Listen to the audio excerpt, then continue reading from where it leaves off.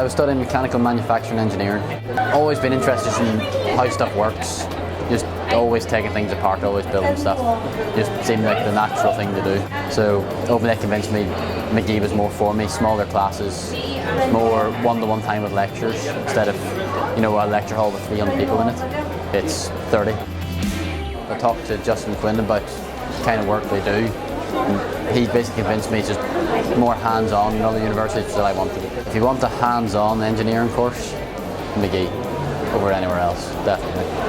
If you have projects you want to do in a workshop, definitely Magee as well. If you have something you want to build, they'll help you do it. They're all very helpful. If you have a question, they're happy enough to sit down and spend a couple of hours helping you with it. Like final year projects, I spent a few hours with Justin working on some stuff, just because I needed help with it. I don't think you get that in other unis, which probably played a large part in me doing so well in my degree.